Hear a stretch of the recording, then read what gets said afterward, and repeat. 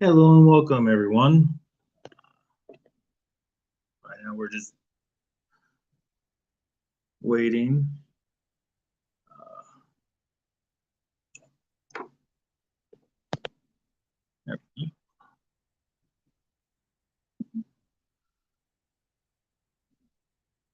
Go ahead and share out this stream, and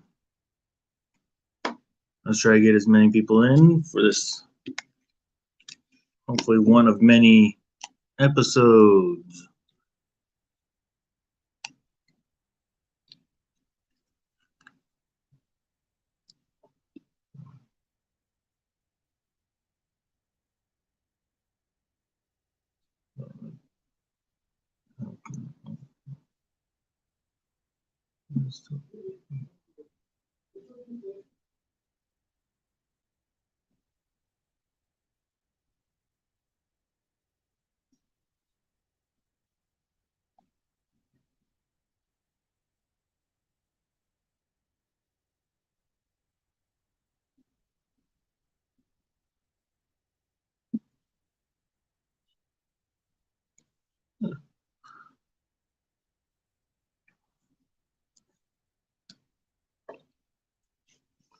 See if anyone shows up.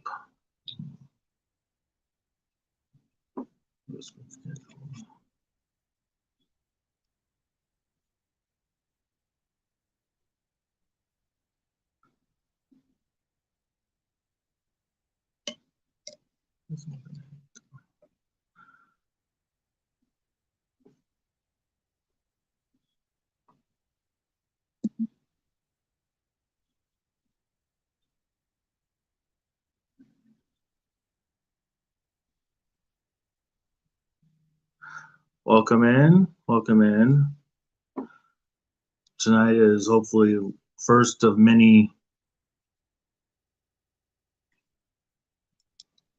episodes that I will be doing. Tonight we will be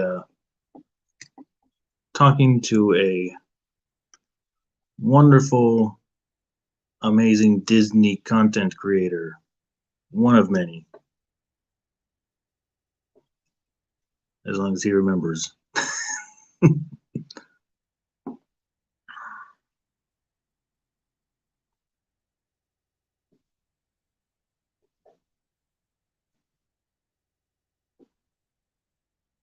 So we're just waiting right now. Hopefully, go ahead and share the stream out and let your friends know.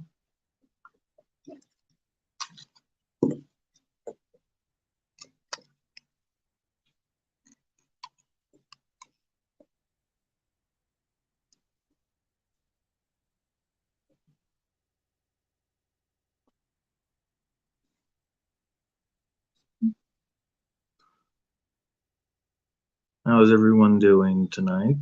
Make sure to like this stream and subscribe to my channel if you're new. If you're not, welcome back.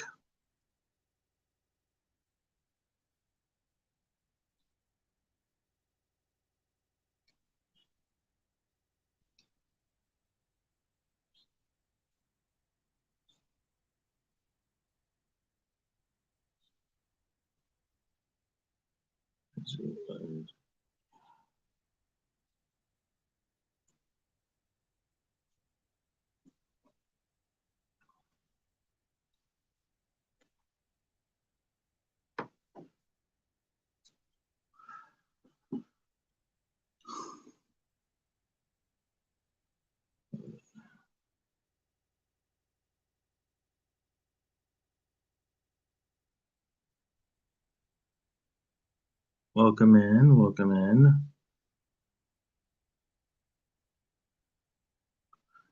Right now we're just waiting. I was a little late getting some information to people, but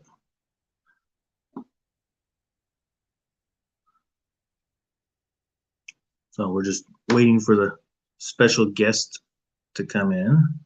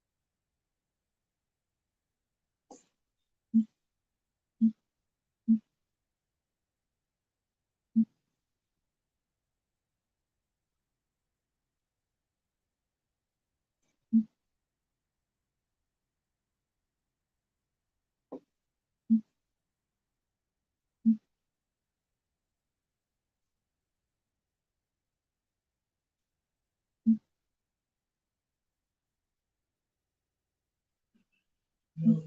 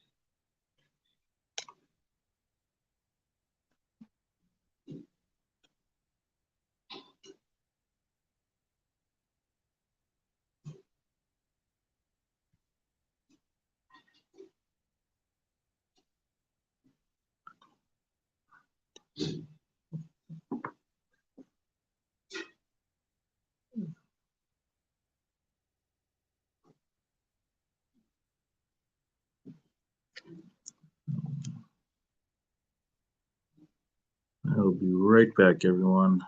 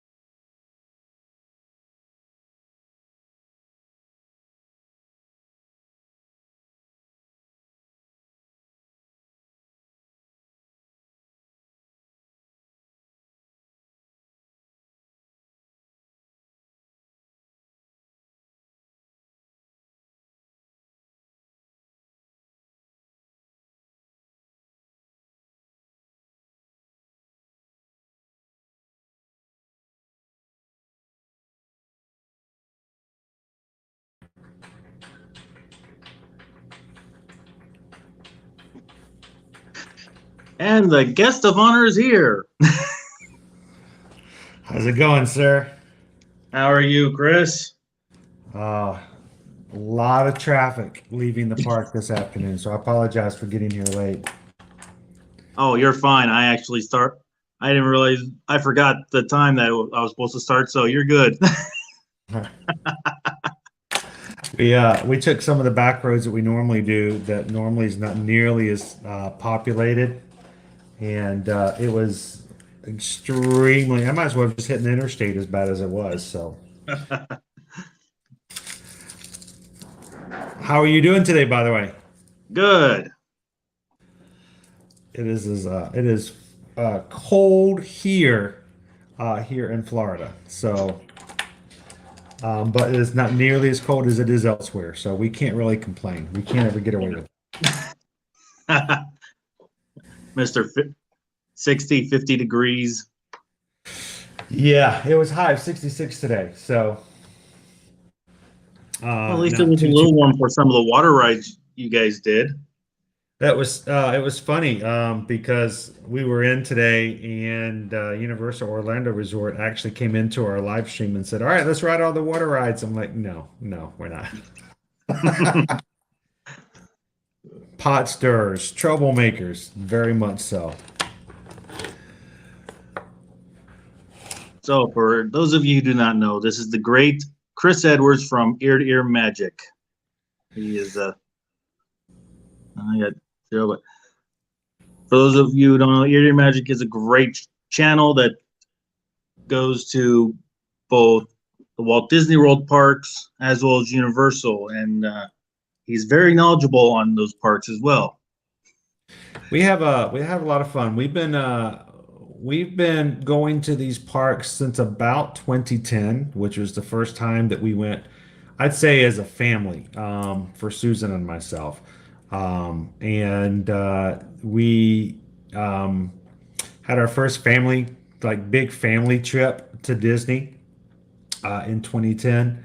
And it was overwhelming. It was extremely stressful. It was crazy because there's a lot to be done. There's a lot of things to do and lots of ways to do things. And with four parks and two water parks, shopping district, and over 20 different hotels, it's easy to get lost in amongst everything. And I can tell you that first trip we did, I got really lost. But we still had a good time as a family, and we desired to keep coming back and doing more and learning more. It's funny for those who are Disney fans, you oftentimes will hear this from family or coworkers or things that says, well, you're going back to Disney. I thought you already went before. Um, and you get that sometimes. Like, well, why are you going back? You've already went. Um, well, there's always something new. There's always something different. And even now, for someone who for the past 2.5 years has been going almost every single weekday to share along with Ear to Ear Magic on YouTube, we still are finding new experiences, new things to try, new foods to eat. And even as we move into 2023, we're still going to continue to look for more and different things to do. Um, Even to the point of a new ride opening up in April. So just got some new details on that about Tron today, and can't wait to share that with everybody else as we experience that this year as well. So, what inspired you to start this YouTube channel? Was it your first trip to Disney, or? It was really what ended up happening was we started Ear to Ear Magic started in 2016. Officially, our start date is June of 2016.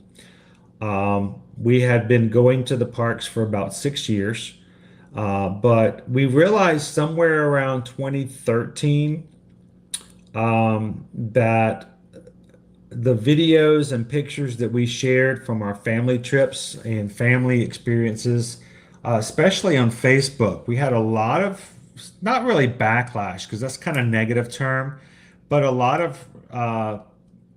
of people commenting on how often we go and why don't you just move down there, or really you're going to Disney again. And Susan and I talked about the idea of maybe we should just put the Disney stuff somewhere else. Um, we'll just start another page, and that way our personal Facebook will be um, regular life, and then we'd have a other place to put Disney.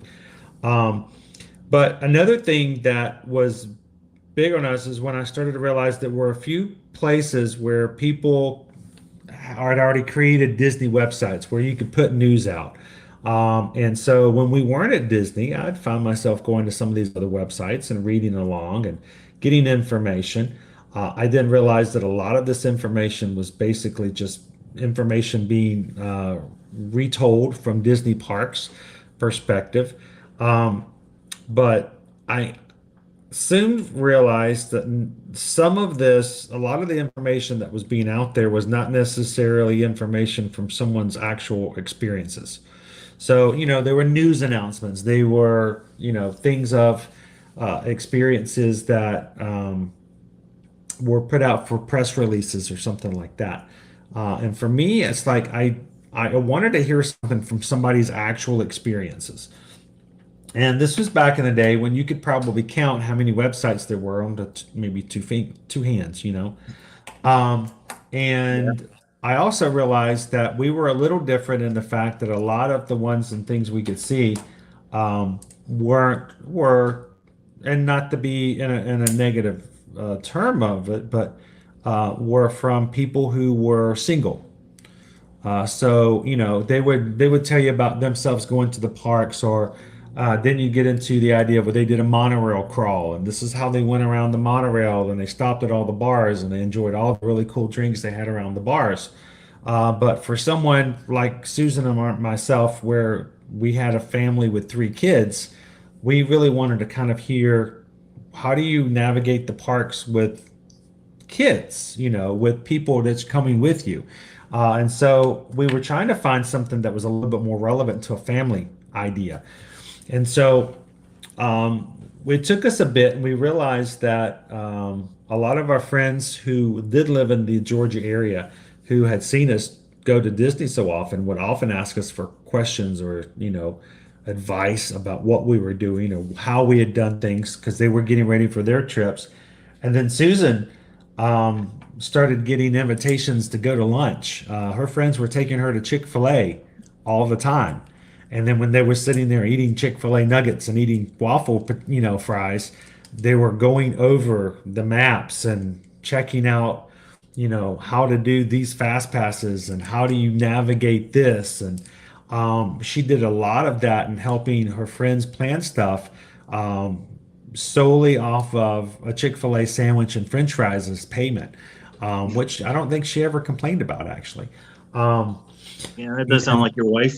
yeah, she loved doing it. She loved helping people to do that. And then it was after a while we decided, we have some information. We could put something out there, and it would be from an experience of, we did it ourselves. We did it with kids in tow.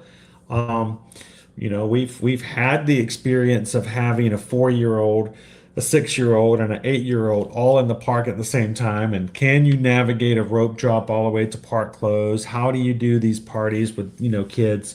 And so it took us a while, but probably about a year and a half, we decided that we were going to start a website and we were going to start something, and we had to figure out what to call it. And then along with that came the YouTube channel, where we started to vlog just the little experiences here and there, of what we did and how we did it, just so other people can watch it and say, well, this is what it really is. This is not a media thing. This is not a let's grand and everything's shiny and perfect and it's the most exciting experience you've ever been to. You got to go right now. It is, Yeah. well, this is what happened when we did it. And we started, like I said, we started with a Facebook group, we started with a website, and we started with a YouTube channel back in June of 2016. So, what got you into doing the live streams that you do 5 days a week now? So when we first started doing YouTube, it was all vlogs, it was all videos, and that way we could edit, we could put the stuff together, and we can put a lot of information in. Um, and I remember when we moved, we finally decided it was time to move to Orlando because as much as we were doing is I was traveling down to Orlando sometimes once or twice a month, driving down from Atlanta to Orlando. And so we decided that we needed to move here. And so we moved here in December of 2018, and we were still doing vlogs at that point. And I was still vlogging all the way through 2019. And I remember when we first moved here, we got to meet a lot of the other Disney community when it came to Instagram, those who do YouTube things, and bloggers and vloggers and all the others that were in the mix. And I remember the first time we met some of the first live streamers. And I told myself, I was like, there's no way in the world I could ever be a live streamer. And I honestly, then shout out to one of the first ones that I met when we moved here, as far as live streamers go, was Chris Spokesman. And I had somebody had mentioned Chris, and I was like, oh, I actually met him in the parks before. I didn't realize he was even a streamer, and he was doing something where he was, I think it was Chris, um, live streaming like all night long, like in his apartment, like as he slept throughout the night. And I'm like, yeah, I don't think I can do that. I don't think I could live stream. Vlogging is a lot easier. Live streaming is difficult because you're just always on, and I don't think that I could do that. Um, but we fast forward to 2020. The parks have just shut down. March, I believe it was March 14th to March 15th of 2020. We were there. We were there the very last night Magic Kingdom was open before they shut the parks down. The very next day, I was at the Contemporary in Disney Springs and all kind of other places that were still open, even though the parks were closed. Um, and we went through that whole experience of just everyone isolated and at home and not able to go anywhere and not able to do anything. Everyone was to stay home. Um, they finally announced in June that they would be opening back up July, the July 11th of 2020, I think it was. And we had already been over to Universal the month before because Universal opened in June. Opened, I think, and we were there for 2 whole days with the family. We stayed at Royal Pacific. We had a great time. We did the whole social distancing. We wore face masks. There was a video clip of my daughter Liberty on Good Morning America wearing her face mask, and me in the background. You could hear me asking her, "Did you riding with the face mask? Was it too hard to ride with the face mask?" And all she said that was all we got. We got 5 seconds of Good Morning America of me asking that question and her going, um, and we got into June, and we got through June and through into July for Disney, and it was fun to be in the parks for us because finally we're back in the where we felt like we're at home. This is where we work. This is what we do. As travel agents, it's good to be back in a place that people could travel.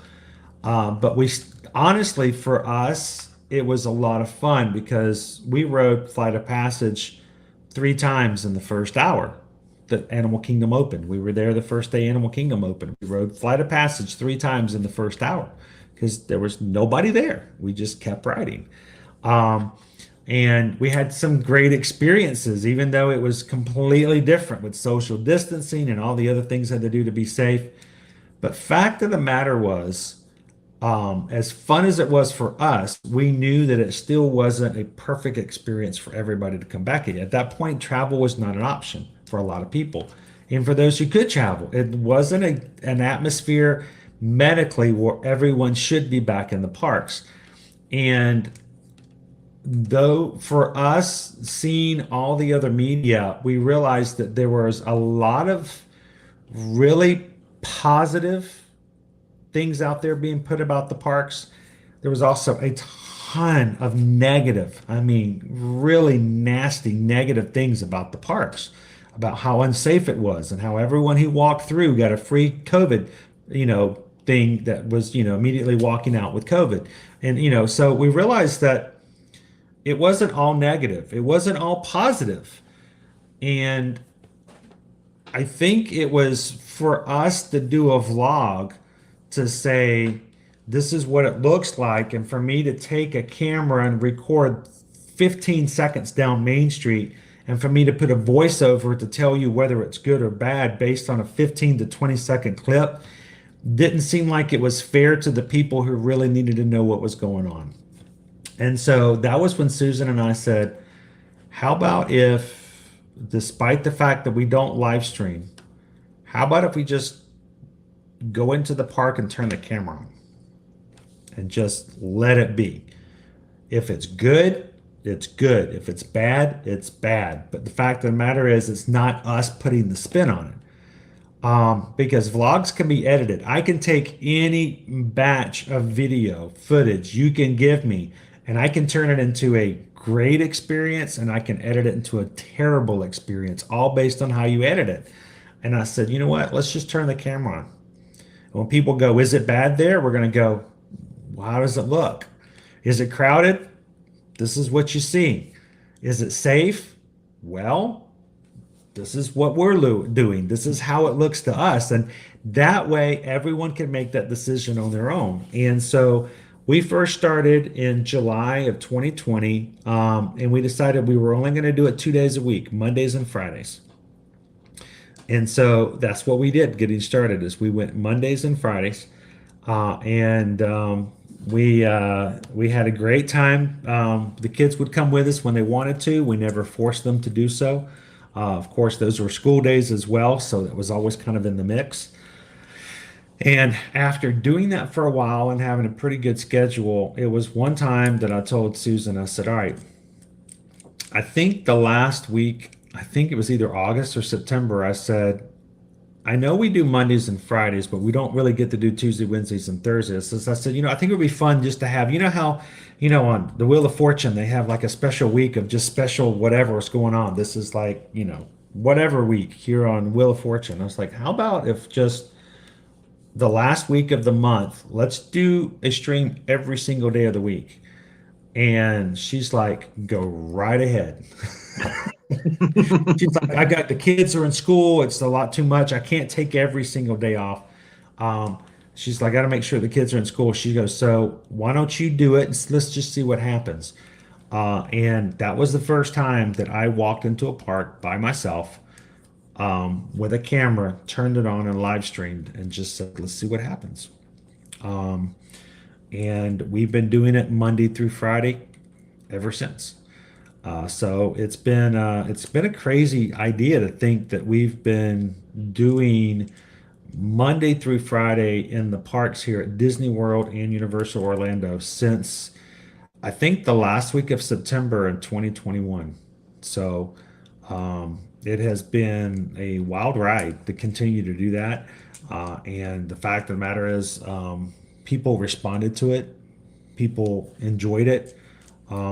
And we kind of told ourselves that we would continue to do it as long as people felt it there was some value to it. So that is what has been my go-to job, basically, is to make sure that the parks are available to anybody who wants to see them Monday through Friday moving forward. So And you do a great job. And also, congratulations on the 21,000 Magic members. that is still staggering. It really is staggering. We hit 10,000.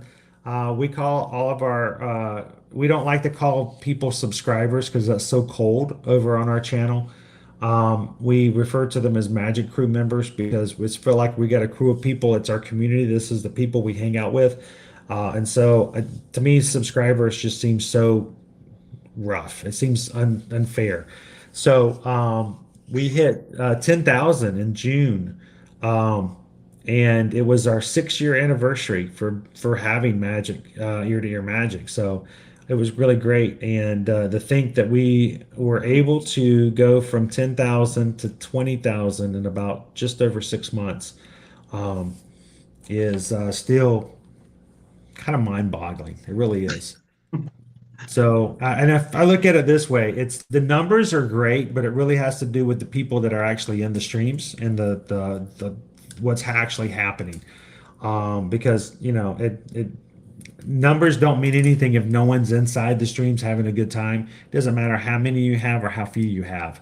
It really has to do with what's really happening within the live chat. So I think we still have a very positive and family-friendly group of people. And I hope that if anybody ever pops in and just happens into our streams, they always feel welcome. So that's probably the most important. Well, I know I do every time I pop into the streams. So, which is out of the Disney parks, which one is your favorite? Yeah. I get that question oftentimes, and honestly, it's hard to choose just a favorite. Um, if I have to choose, I always go between Magic Kingdom and Epcot. Magic Kingdom, of course, being the original park that opened up October 1st, 1971, and has, the most rides. It has the most Mickey you can get in it, and it's the one with parades. It's the one with the fireworks. It's the one that has so much more as far as that original idea of family fun entertainment. But the fact of the matter is, Epcot has always got a special place in my heart because of the festivals. I love the food festivals. I mean, you can call them any kind of festivals you want, but we all know that every single one of those festivals has a ton of different types of foods. Whether it's the Festival of the Arts, there's food. Flower and Garden, well, there's food. Food and Wine, well, it's right there in the title. And we've got the Festival of the Holidays. So for me, it's always kind of a toss-up between Magic Kingdom and Epcot. But if to tell you the truth, as much as it's probably the least favorite, and I say this probably to get some backlash from people, Animal Kingdom is just a great place for a live stream. Something about it is just very laid back. People always feel really relaxed while we're in Animal Kingdom. And so I think when it comes to actually being live and actually just hanging out with people in a live stream, something about Animal Kingdom I really enjoy. Now, when you go to the parks, what is your go-to snack that you always like to get when you go to the parks, even if it's not live streaming? Well, right now we've really opened it up on our stream so that we can let our community make decisions. We want them to be involved, and so we let them lately have a lot of say in polls to choose what we have for lunch and what we have for snacks. But of course, when it comes to like a regular vacation, as boring as it could possibly be at times, there's something to be said about popcorn. The Disney popcorn is just as good as anywhere else. Of course, it's the Pop Secret is the brand of popcorn that they use, and the great thing about it is, especially even before we were, content creators, if that's the terminology you want to use, we were still a family that had to somehow snack with three kids. When those kids got hungry, what do? $5, $6 each for a Mickey bar? That could be pricey. So one of the things we'd always do is get a hold of one of those, refillable popcorn buckets. You pay $10 for the bucket, $2 gets your refill. So, your kids, they get hungry, pop $2 down, you fill that bucket up, everybody goes to town on it. You got to throw another $2 on it, no big deal. And so, something about the popcorn was just always a great go-to snack for us when we were in the group with the kids. Now, they don't have it as much now, but it used to pre-pandemic was the flavored popcorn over in Epcot. And we used to go to town on that. There was a popcorn kiosk across from the Imagination Pavilion. And you could get sour cream and onion. You could get buffalo chicken. It's just the spicy. Yeah. So they always had like three flavors, and it was still only $2 to get a refill. And so pretty much anytime we would go into the parks, we'd have ourselves one of those popcorn buckets. And so that was always a great opportunity to have something to snack on.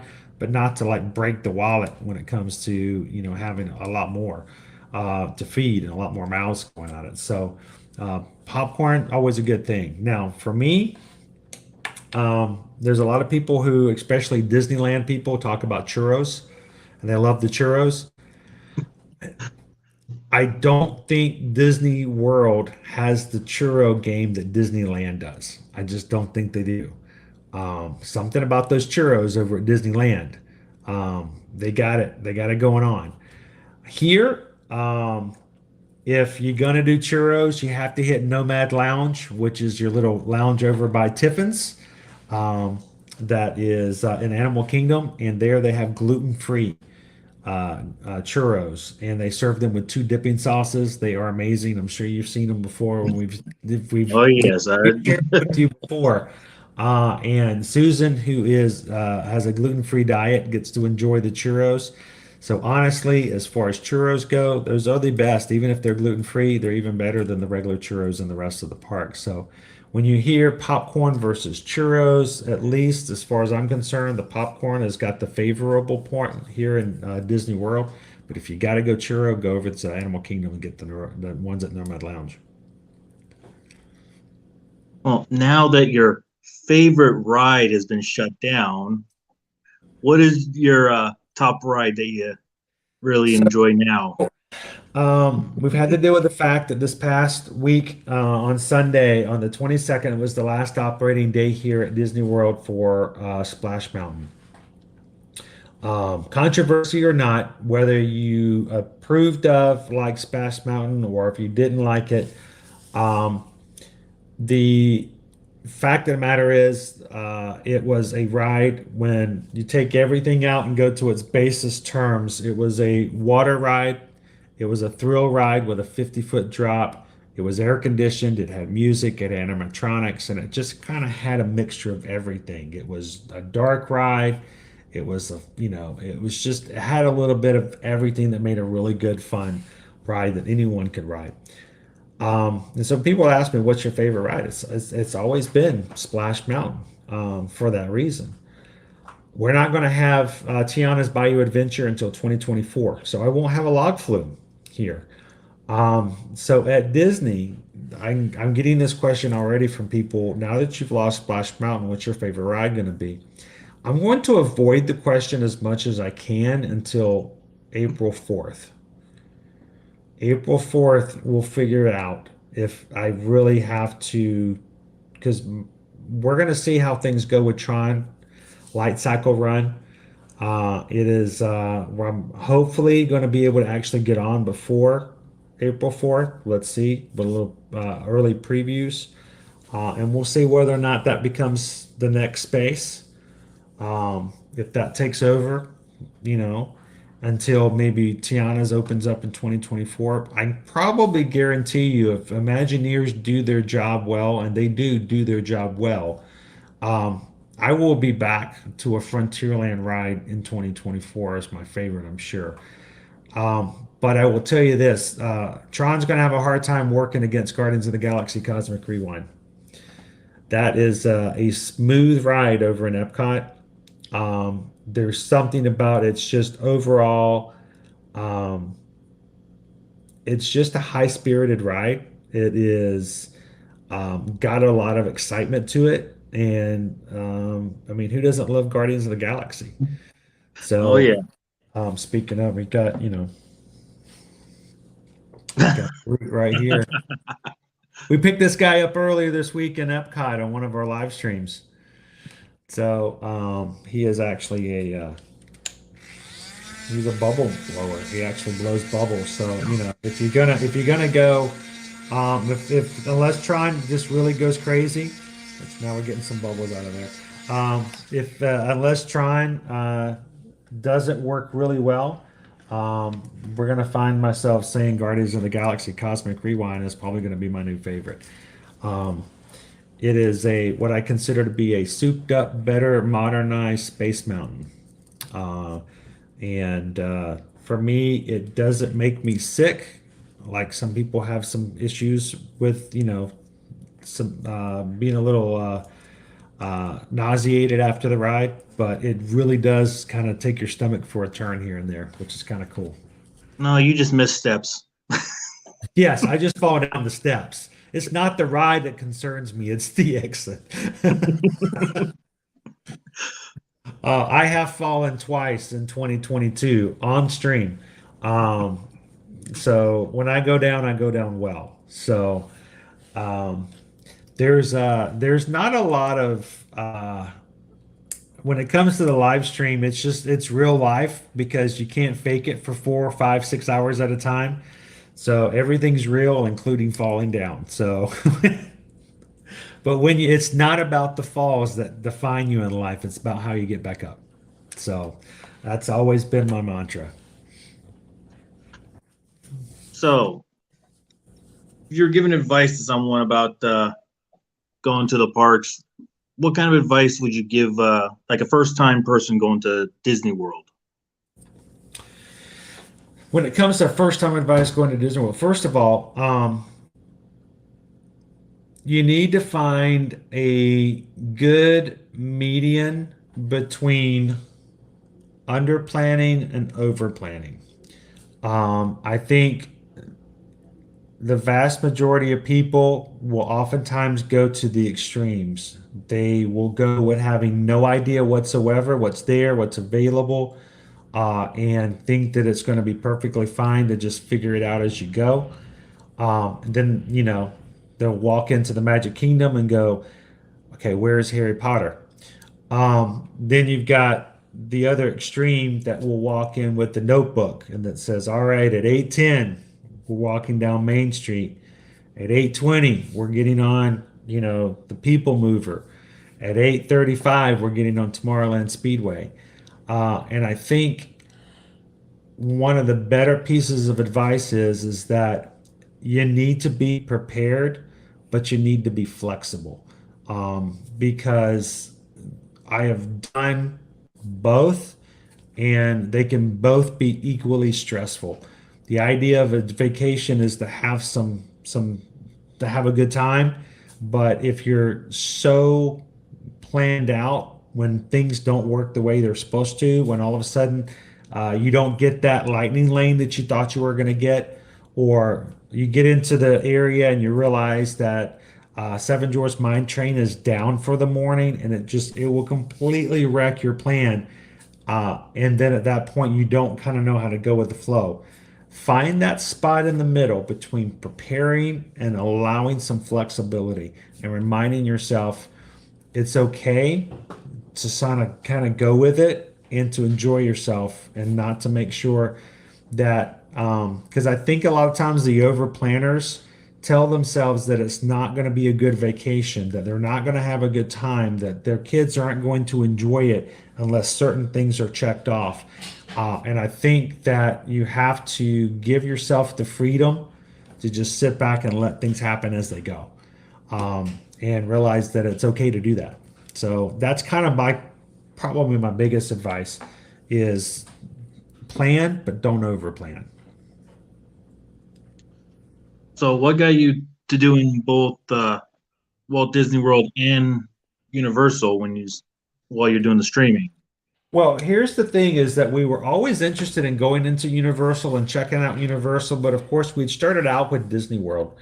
And one of the things we did is at one point we decided that after our annual passes expired at Disney World, the very first year that we did that back in 2011, is that we wanted to maybe give Universal a try because we had not been there with our kids. Um, and so Susan and I actually went on an expedition, or as Winnie the Pooh would say, an expedition. Um, we went on an expedition and to check it out, and we ended up going. Again, this was an example of under planning. I just told you about it. I've done both. We under planned Universal. We actually showed up the first day that the Wizarding World of Harry Potter opened. Had no clue. Had no idea. No clue that it was the very first day that Hogsmeade and the Forbidden Harry Potter and the Forbidden Journey was opening. And We actually got we and to prove it too. We actually have the not holographic, the lenticular. Is that the term? Lenticular, the lenticular tickets. They gave us lenticular tickets as we left, commemorating the opening day. That we showed that we were there, and we're like, we had no clue. um, we showed up and there was these long lines at the beginning of Islands of Adventure, and we were asking cast members and or the team members officially at Universal. It's like, so what's this line for? They're like, oh, well, this is the line to get in the Harry Potter area. And we're like, oh, what if we don't want to go to Harry Potter? They're like, you don't have to wait in this line. You can do anything you want to. And I'm like, oh, so we will. So we wrote everything. We went crazy. And I think in the first 2.5 hours, we wrote everything in Islands of Adventure because everybody was waiting in line for Harry Potter. So there were just no lines. We just, the Hulk wrote it, you know, uh, Jurassic Park wrote them. Um, got to ride Spider-Man, just walked on and wrote it. Seuss Landing did it all. Okay, well, what do we do now? Well, okay, so we park hopped and went back over to Universal Studios Florida. Did all that before lunch because everybody was waiting to go do the Harry Potter stuff. The lines were just empty everywhere else. And then, strangely enough, at 4 o'clock, they opened up Harry Potter. Instead of having to wait for a line, anyone can go in at 4 o'clock. And so we just walked right on in and we're like, yeah, this is cool. Um, but we decided we wanted to do something new and different because the idea is that a lot of people get this idea that it's only Disney or it's only Universal. Fact of the matter is, I think that there's something there for everybody in some form or aspect. And for myself, I was a big Back to the Future fan. Back then, it was Back to the Future instead of Simpsons over in Universal Studios Florida. The love Susan has always been a big fan of Michael Crichton and the Jurassic Park series. And superheroes. Well, back then, that's where you got them. Was over. You go wanted to ride the new Spider-Man. That's where it was over at Islands of Adventure. So we had to check that out, and we're glad we did because I mean, there's a different feel and a different amount of fun that could be had at Universal. So, like for today, our Universal stream was today, and I think whereas live streams feel different at Universal because we don't have the flexibility to get on rides like we do at Disney. When the camera gets turned off, it is a completely different game. And I think when you can ride the rides and you have those franchises that you really enjoy and they aren't Disney, then you can go and enjoy something like Men in Black, and you can go ride the Mummy. And now that we've moved here and we've done different things over at Universal, we're getting ready to do Mardi Gras. Mardi Gras starts February 4th. The Mardi Gras parades at Universal are a blast. They are just so much fun. I can't not wait to get back over there and share some of they're going to start a week from tomorrow. And so it's a different feel, it's a different vibe, and it's wonderful. And we had our first taste of Halloween Horror Nights 2 years ago. It's a different game. It's a completely different game. As much as I love Mickey's Not So Scary Halloween parties, a Halloween Horror Night is a different type of fun. And it's not for everyone. And I am not even a horror fan. Susan will tell you if a movie gets too scary, I'm not watching it. I'll hide underneath the blanket and peep out every once in a while. Is the werewolf gone? Okay, I'm coming back out. But if there's a scary movie and the woman runs to the kitchen and pulls out the carving knife, I'm done. I'm like, nope, that's it. Finish watching. I'm not going to watch anymore.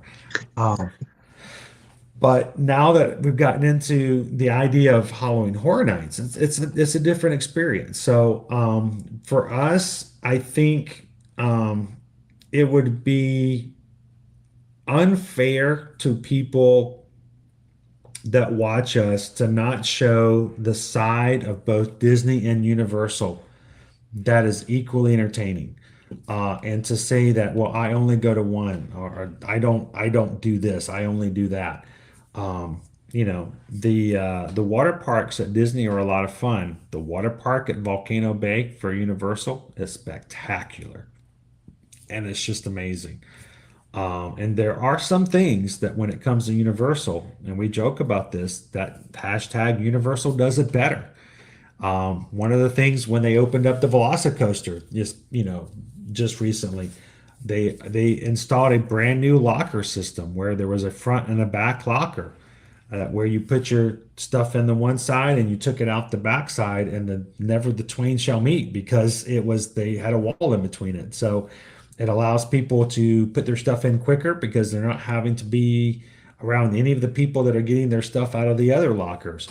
And we're just finding out today and seeing some first images of the lockers that will be at Tron that we're going to be implementing very similar systems. So I think you do yourself a disservice if you lock off a certain park to say that I just don't do that. It's not a loyalty thing. Fact of the matter is, Disney will take your money whether or not you have a Universal AP or not. And I think for you to say that I love Disney so much that I will refuse to ride Hagrid's motorbike adventure, then you're missing out. So for us, it's we would stream it more and we would do more if we were allowed to have the camera on more experiences. But it's just as much fun to have those two. And of course, in 2025, we're going to have Epic Universe open up, huge third gate for Universal here in Orlando, and so we're going to be having Super Mario World coming here. We're probably going to have our Universal monsters are going to get their own area. And there's other rumors of things that will be coming here as well. So again, Universal is not to be overlooked when it comes to Orlando fun. Yeah, it does have its perks. And they have great crepes over at their Central Park crepes. Amazing crepes. Have you tried all of them? I think I have tried all of them. I just recently had the pork carnitas and I've had the brisket. I've done the lemon berry before. The only one that I missed out is every once in a while they'll have seasonal ones, especially ones just like for annual pass holders. They'll do a special exclusive crepe. And one time there was one, I think it was like a turkey Thanksgiving dinner kind of thing, and I missed out on that one. But it'll come back around again and I'll have another opportunity. So out of the seasons out of both parks, which part do you think does the best season? Or which season do you like the most? It has to be the holidays. It has to be the Christmas time. It has to be the lights. It has to be all of the things that makes the parks so much more fun at night during the months of November and December. Um, I love Halloween when it comes to the parks. Magic Kingdom does a great job of decorating for Halloween, but of the Walt Disney World parks, only one park gets to be decorated for Halloween, and that's Magic Kingdom. You don't see Halloween decorations in Epcot. You don't get to see Hollywood Studios all decorated for Halloween. It's really just Magic Kingdom.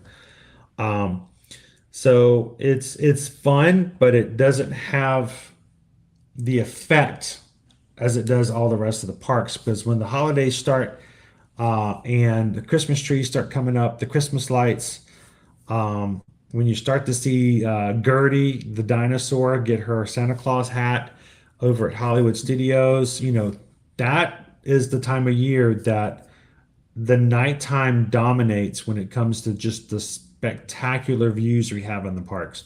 So if you guys, if anyone's watching and are like, what would be a good time to go if I just really want to wow everybody?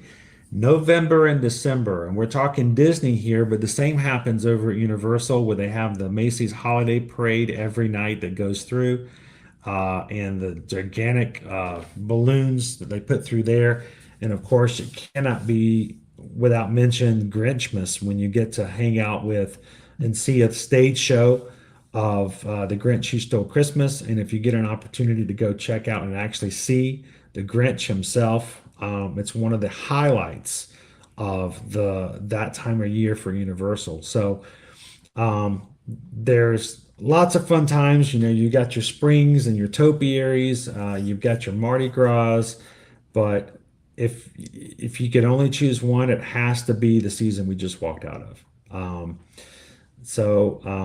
Get on your onesies because it's going to be a little chillier, but enjoy the lights and just sometimes walk around and just, take it all in.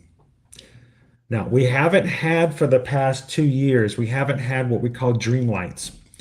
Dream lights are what most people would recognize or think of as icicles on Cinderella's castle. Prior to the pandemic, every year when it came time to Christmas time, they'd hang up icicles galore all over the Magic Kingdom Cinderella Castle. And at night, Anna and Elsa would come out from Frozen, and Elsa would wave her hands around, and she'd, somehow take an entire 2 minutes, but she would put icicles over the entire castle. It was just amazing to see, and it's just spectacular to walk down Main Street at night and see all those. They didn't have them for the 50th. The 50th celebration here at Walt Disney World ends March 31st. So fingers crossed that we'll have icicles back again coming into the year. But I don't know. They've gotten to where they've gotten really good about putting projections up during the holiday season. So they changed the castle like every 15 to 20 minutes. So I don't know if we'll get our icicles back. We'll see if the dream lights return. But if you can ever get a chance to come and visit either Disney World or even Disneyland during that time, it's a cool Mhm. time of year to see. Yeah, I've been to Disneyland during holiday season. It's really cool to see the castle all lit up. Uh, It does something to you when you just stand there in the darkness of the night and just see everything lit up and down Main Street because all the lights are on up and down. And what's even better is here in Florida, of course, we have our Snope, which is the soapy snow. They blow bubbles in such a fashion with the bubble machines that it looks like it's snowflakes coming down. Do not stick your tongue out; it will not taste good. Uh, but the snow, so we have to fake it till we make it in here in Florida. So when you've got the fake snow coming down and the castle in the background, you get the goosebumps. So that's a good time to come. Now, do you like streaming during the day or nighttime, or do you even stream at night? Well, we do occasionally stream at nighttime. We don't do it as often, mainly because of the fact that we've sort of established ourselves as being ones who start at the first part of the day. And we have tried to always be there when the parks open up when we do stream to start off to kind of see how things are going. I'm accustomed to streaming during the daytime. It's a lot more challenging to see the screen than what we have to do. For me, it's very important that I get to read the comments, I get to chat with, I get to talk with, I get to converse with the people that are in our chats. So it makes it a lot more challenging for me because I have to be able to see that, read that. And every once in a while, when I do get to do a later stream, an afternoon stream, an evening stream, I get jealous of all those streamers who are always at night because I'm like, wow, you can see the screen really well during the nighttime. But we are going to be, it is our desire to start incorporating a few more night streams here and there. Um, we doing at least 5 streams a week. We're always there in the mornings, but it would be nice to get a couple of nighttime fireworks and experiences and things like that. Of course, whenever there are Universal parades, they're always at night, so we'll be going over for that. But I think it's for me, it is easier to read and converse with people at night.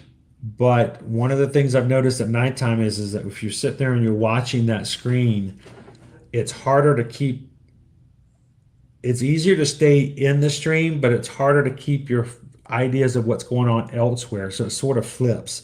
So when there's so many people, I really get nervous that I'm going to trip over a little princess or something like that because when it gets really dark, it's like, okay, where is everybody?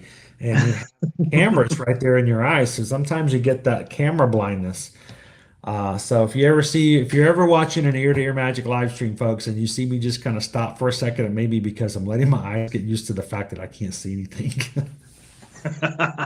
We have to deal with that because that's the thing. And live streaming is a different game than vlogging. As a live streamer, it is always in the back of my mind that I'm here for the people in my chat, but I don't want to be a pain to the people that are right in front of me. Because it doesn't do me any good as a person to make someone else's day better if I have to use somebody else's day and to make it bad to swap it out. And so it's in my mind constantly to be conscientious of those who are actually in the parks around me. And so I always fear that there will be an experience that I don't want someone to have that that is from me as a streamer that takes away from their day. So it's always something I work really hard on. I want to make sure that when people encounter me, I'm not stepping in front of them. I'm not having my camera in their space that they can't see something because I'm trying to get content for somebody else. Um, the idea that a child can't see the parade because I'm in their way, it can't have that. It just cannot happen. So it's something that as a streamer, again, I have to work with and I have to think about the entire time we stream, whether it's 4 or 6 or 8 hours. I have to make sure that I'm not in anybody else's way and that I am as much of a positive influence on those in my stream as well as the people who are around me. So it can be a challenge sometimes because, we get into our own little world, we walk our own little paths, and we don't realize that there are other people around us as well. And everybody's there to see the parade.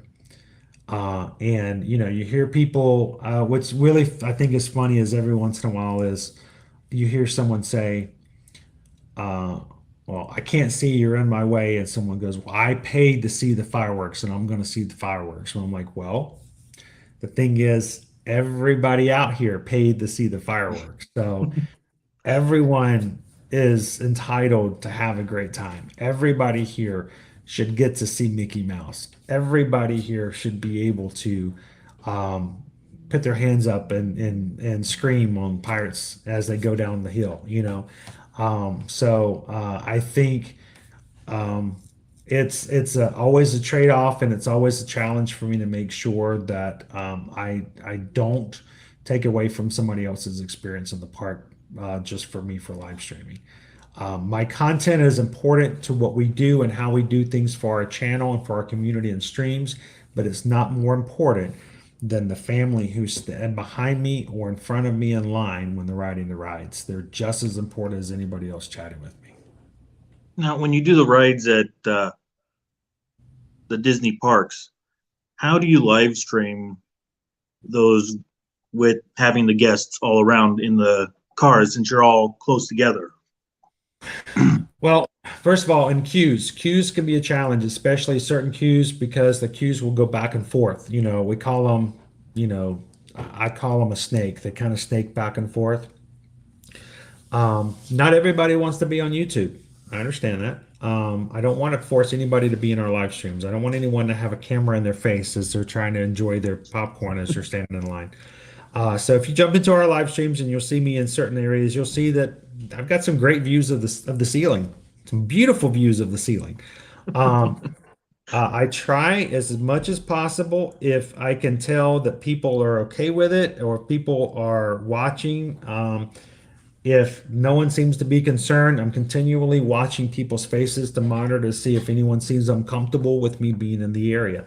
If everyone seems to be happy and no one cares, no one notices it's a camera, then okay, fine. I'll put I'll show what's going on in the queue. If not, I tend to put my camera up because I don't want anyone to be uncomfortable. Um, and so that's the idea with the queues. On rides, first of all, especially if it's a dark ride, cameras emit light. So I will tell people who are watching my live streams, when we're riding the ride, I am going to turn my camera display down because I don't want to make it too bright to disturb anybody else. Well, that means that I can't read. I won't be able to see what's in the comments. So at that point, I ask people to just hold their questions for me personally. Everybody in the chat can continue to chat, but I need everyone to know that I am not going to see or respond to what they're saying. And I will reach up, I'll do all the swiping, and I will turn my camera light down so that doesn't take away from anybody else riding. Dark rides, that's what I do. If we're in a ride such as Kilimanjaro Safaris, I love certain cast members over at Disney. They already recognize me. They know when I'm there. When they walk up, they're like, this guy's going to ask to be on the back row. Why do I ask to sit on the back row? It's not because it's comfortable. Matter of fact, it's probably the least comfortable seat in the entire Jeep because you're in the back row. You will be bumping around and you just it's like, does this thing even have shocks?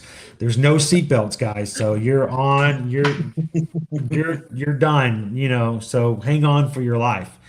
Um, but I do that in the back row because if I'm in the back row, when I put my camera up to show the hippos or my camera up to show the elephants, I know that I'm not going to be blocking a little kid in the seat behind me because there's nobody behind me.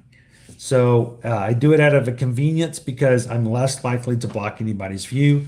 I will do that on other rides if they allow me.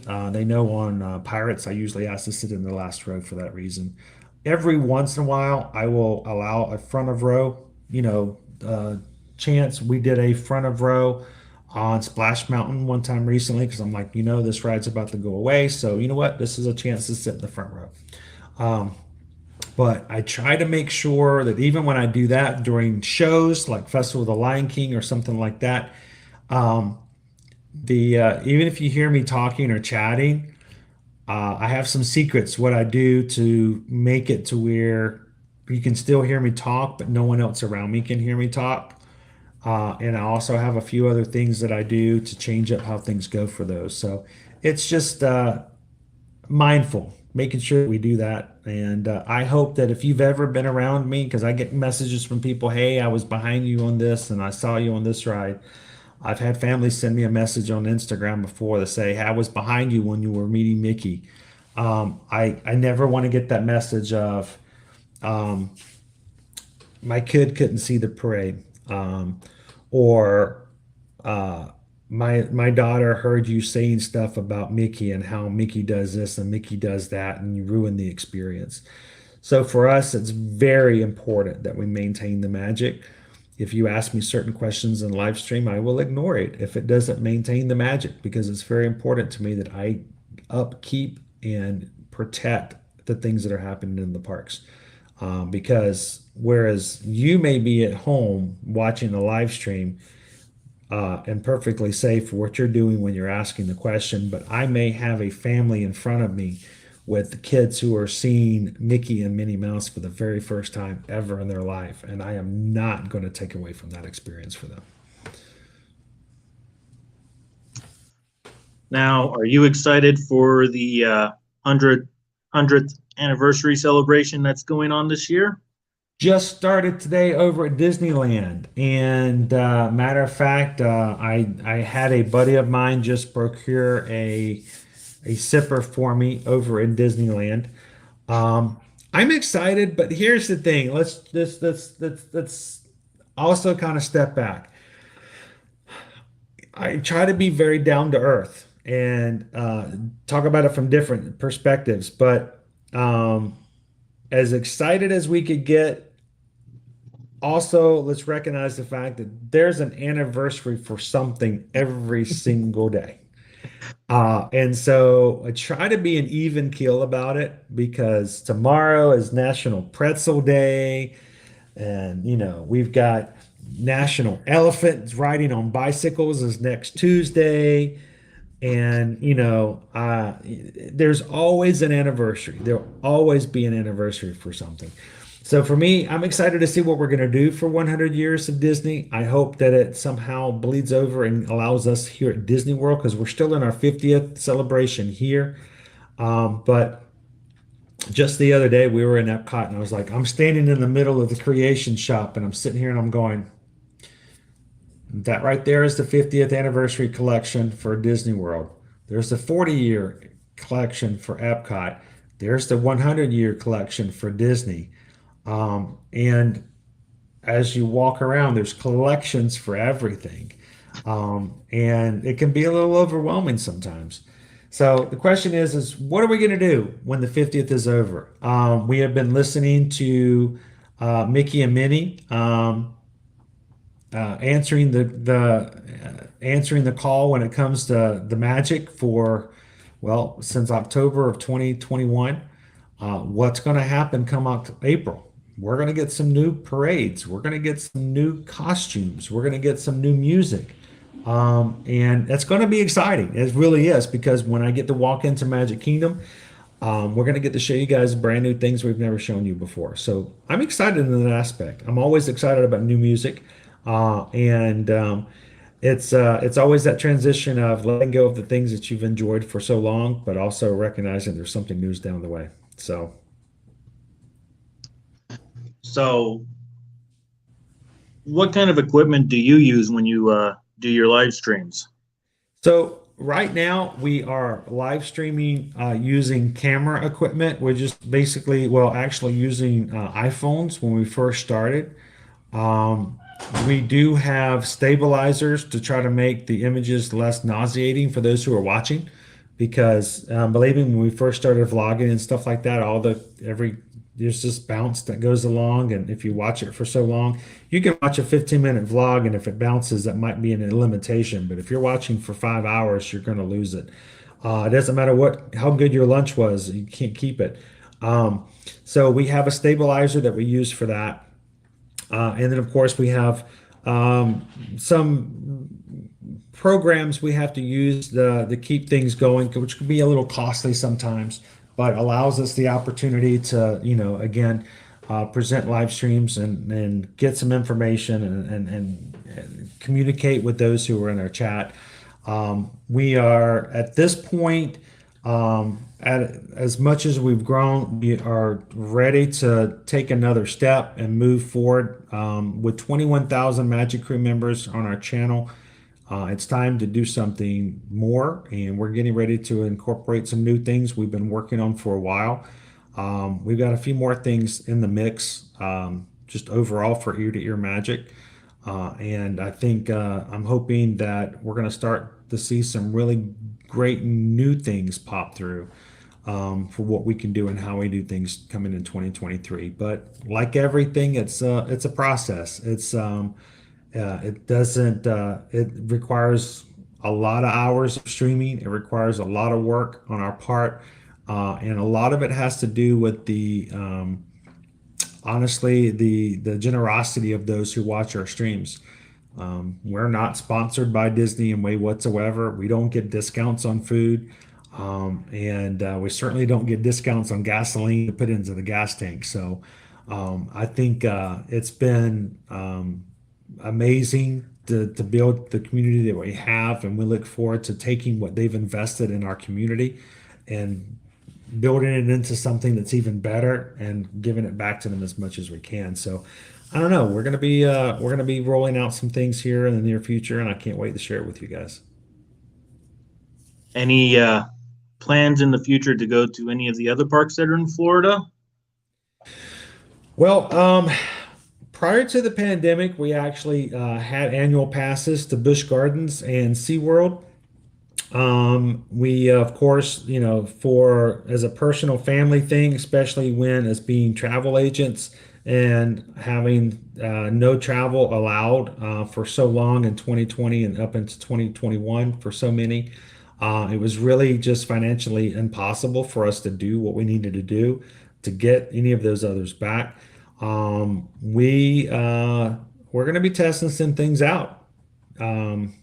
Very soon to see about how things work. And matter of fact, it may be in a very short time that we may be taking our very first live stream over to Tampa. So we'll see how things go, test some things out, and let you guys as the community tell us if that works out and if we need to explore it further. Now, if anyone would like to come to Walt Disney World, do you have any suggestions on travel agents to Uh, help them? That's a very loaded question. Very loaded question. I will say this: when we first started Ear to Ear Magic, neither of us were travel agents. We were willing to and wanting to give information and help people out as much as possible.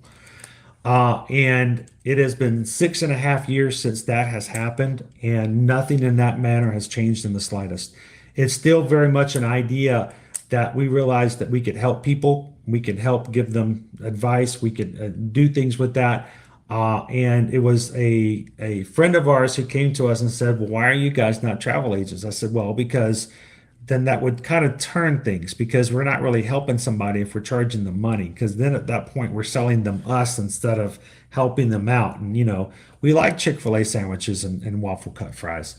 And they said, well, you realize that you don't actually charge people, that money is built into their prices. And I'm like, what do you mean? I'm like, well, and this person was a travel agent, says when I book for my clients, they don't give me anything. I don't charge them anything. It's just after they travel, I get a commission for helping them. And it's something that they pay the same price anyway. And I'm like, that's kind of changes things a little bit. So it was a natural thing for us to go into being a travel agent because we've already doing this type of stuff as it is. We're still not charging anybody a single thing. We never send anybody an invoice, but we're still on the phone with our clients. We're still sending messages. We're still giving them advice. And the idea that we can do that without charging them anything, and the fact that we actually live here, to me, it just seems like it was a natural thing for us to do and a perfect extension of how we do things. So, yes, we are ear to ear magic, but Susan and I are also independent travel agents with a company called Travelmation. They are a diamond preferred earmarked agency with Disney destinations. They are a preferred vendor with Universal. They are, I think they were announced this past week, one of the top 5 agencies to work with beaches and sandals. It is a very reputable company and they support us and we support them by the way that we do things. So we always ask that if people are coming to Disney, if people are coming to Universal, if you want to go on cruises, if that's something you want to do, I mean, first of all, don't do it by yourself. Contact a travel agent. Now, if you don't feel comfortable contacting us and you call another agent, that's fine. But I will say is always make sure that your agent knows what they're talking about. Make sure they have some knowledge of it. And you don't want to have somebody just book something and then kind of forget you and never be there when you need questions answered or when you really want to know how to do things. So for us, it is something nice to know that um, we have a relationship with our clients so that they know that when they want to know about Festival of the Arts, it's because we were just there this afternoon. Um, when they ask about the Mardi Gras parade, how that works at Universal, well, we're going to be there the first night to go check out that Mardi Gras parade. We can tell you exactly what it's like. So for us, we just want to make sure that they know that there's someone who understands, has been there, and can tell you from a family perspective what it's like. And knowing that when we answer your questions, it's because we have an investment into you guys' vacation as much as they're invested in what we do at Ear to Ear Magic as well. So if you're out there watching, if you're watching this and you're like, you know what, I want to go on a vacation, I say give us a call, let us know, but jump into our live streams and allow that to be a part of something that gives you the information so that when you come, you don't have to be completely underprepared. And I would say this as a travel agent, when we live stream, ask us questions and let us earn your business, even though you don't pay us a single thing to do so. So let us be your Travelmation travel agent, is what I always tell people. And I hope that we do such a great job that from now on, whenever you go anywhere, all you have to do is give us a call and we'll be there to help you out. Oh, that's great. And again, you can tell when you live stream or when you put out your content. And we actually we stream from the parks every Monday through Friday. Most of the time, it's first part of the day. If the parks are opening at 8 o'clock or 9 o'clock, we're going to be there. So we tend to get to each of the four Disney World parks every week, and then we'll make sure to go visit Universal Orlando as well. So we put our schedules out early on our channel. So if you want to go check us out over on YouTube, it's Ear to Ear Magic. And you can go into the community page and we try to put our schedule in there for each week and put all of our live streams for the entire week out. And you can see them ahead of time, about every 1 week out every week. Next week's schedule should be out sometime on Sunday or first thing Monday morning. So you'll see exactly where we're going to go. And then, of course, if you ever want to, you can go check us out over on TikTok, Instagram, and Facebook as well. That's cool. And we've got one other thing that we're working on, and we're not quite ready to tell you about it just yet, but we'll have another place and source of information to share with you guys, hopefully coming sometime in the first quarter of 2023. Well, that's good to hear. Well, it's been a great time with you, Chris. It's always fun to see you, especially when you're in the parks. Well, I And I'm appreciate glad it. you're Thank a you so mod for much your for channel. inviting me to come up and to talk and chat with you guys. And I hope that if anybody ever has any questions, they can always come over and have some check with us in the live streams or just check out any of our other social media because we'll be here and we always love to share content with you guys. So, as we say in our live streams, it's always our hope that when you leave, when you see anything on our accounts, that you leave walking away with a big smile on your face from ear to ear. So. All right. Thank you for your time. And I hope everyone enjoyed. And make sure you like, and if you're new, subscribe to the channel. And subscribe to his channel too. Well, subscribe to his first. You can always find me later. So thank you very much, sir. Have a wonderful evening. And as You always, too. we'll see you in the parks.